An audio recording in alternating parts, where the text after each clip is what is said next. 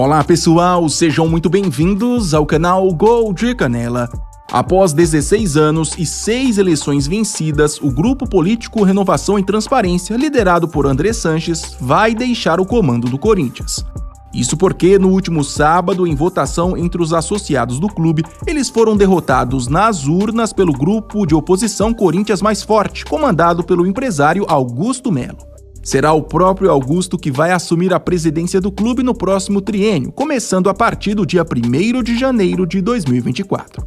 Aproveitando então a repercussão dessa eleição recente do Corinthians, o Gol de Canela, atendendo o pedido de vários inscritos aqui do canal, vai voltar no tempo para mostrar para vocês o que aconteceu com os primeiros jogadores contratados para o Timão na era Renovação e Transparência. Confere só!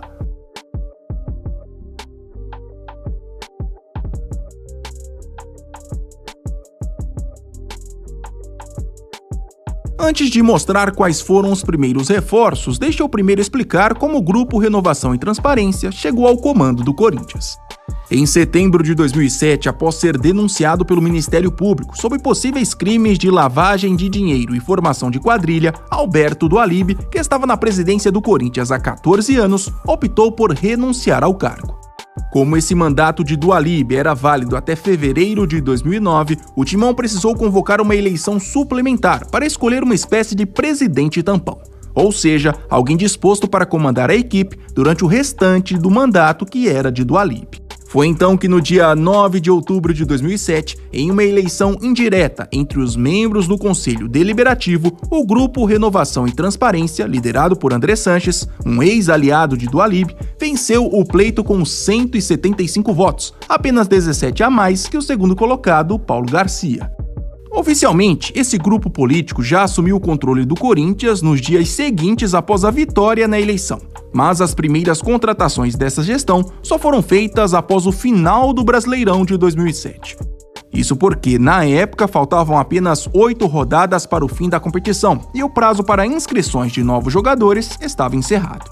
Afundado em uma grave crise, o Corinthians já ocupava naquele momento a 17ª posição do Brasileirão, com 37 pontos. E um pouco mais de 20 dias antes, como uma cartada final, havia contratado o treinador Nelsinho Batista para o restante da temporada.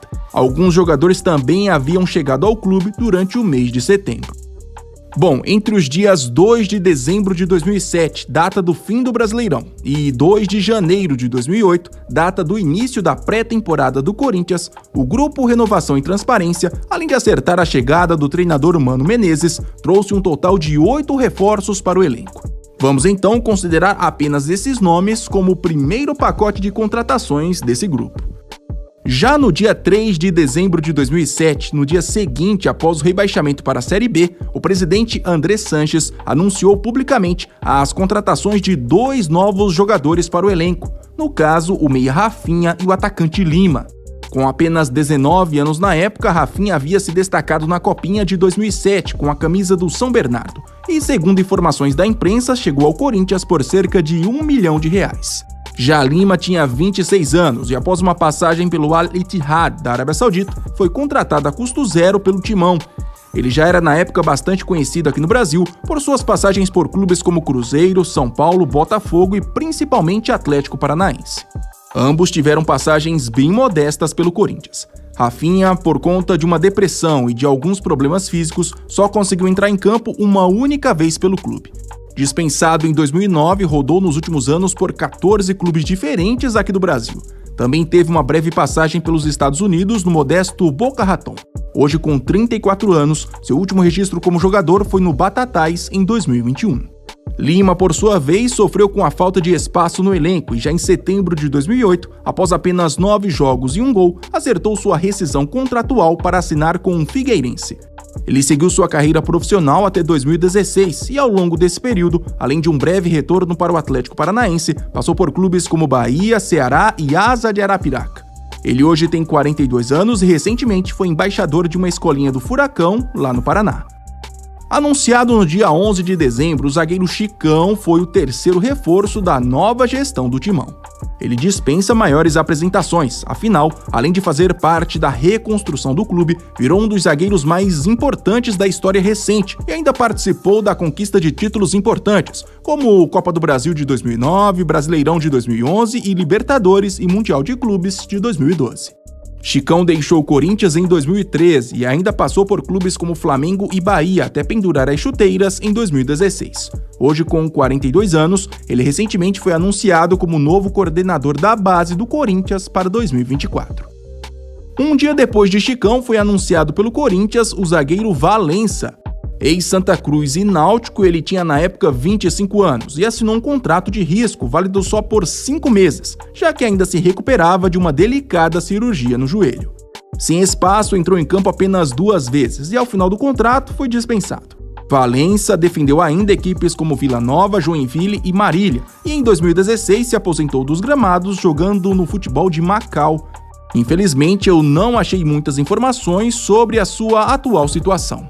Aos 41 anos, ele aparentemente segue sua vida em Pernambuco, seu estado natal. No dia 14 de dezembro, foi a vez de mais um zagueiro ser anunciado pela nova diretoria do Corinthians. Emprestado pelo Unión San Felipe do Chile, o zagueiro Cristian Soares, de apenas 20 anos, havia sido um dos grandes destaques do seu país no Mundial Sub-20 de 2007 e por isso chegou cercado de boas expectativas. No final das contas, foi mais um que quase nem jogou no Corinthians. Considerado muito tímido, aparentemente não se adaptou ao novo clube e com apenas 4 jogos disputados, foi devolvido aos chilenos ainda em julho de 2008. Tirando rápidas passagens pelo futebol argentino e português, Soares tocou o restante de sua carreira lá no Chile mesmo. Atualmente com 36 anos, ele está em sua 3ª temporada pelo Palestino. Quando foi anunciado pelo Corinthians, no dia 19 de dezembro, o uruguaio Beto Acosta foi apontado como a maior contratação do clube para a temporada de 2008. Destaque do Náutico, onde foi vice-artilheiro do Brasileirão de 2007, ele desembarcou no Parque São Jorge após um acerto entre o clube brasileiro e o Cerrito, equipe uruguaia dona dos direitos federativos do jogador.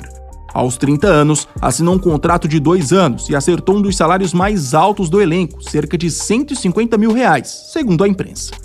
A passagem de Acosta pelo Corinthians acabou ficando bem abaixo das expectativas. Inicialmente titular, foi aos poucos perdendo espaço no elenco e após uma grave lesão no segundo semestre de 2008, praticamente não jogou mais pelo clube.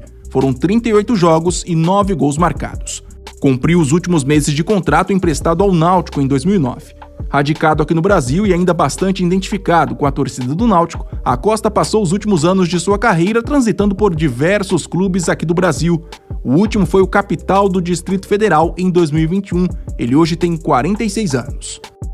Mais um zagueiro foi anunciado pelo Corinthians no dia 20 de dezembro. Após um acordo com o Grêmio, que na época devia ao Corinthians cerca de R$6 milhões referentes à compra do zagueiro Nenê em 2000, o zagueiro William, de 31 anos, desembarcou no Parque São Jorge. Destaque do vice da Libertadores de 2007 e homem de confiança do técnico Mano Menezes, William chegou literalmente para ser um dos titulares da zaga corintiana. Ficou no time até 2020 e foi importantíssimo no processo de reconstrução.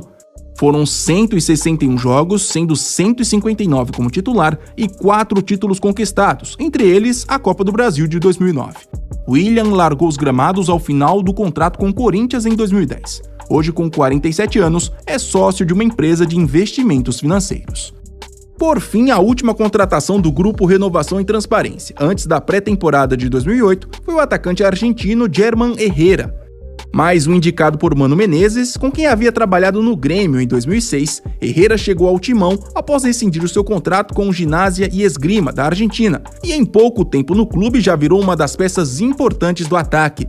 Foram 23 gols em 58 jogos.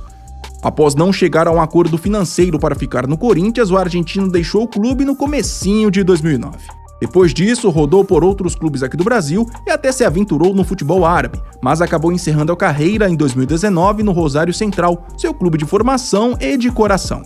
Ele hoje tem 40 anos e segue batendo sua bolinha no time master do Rosário Central.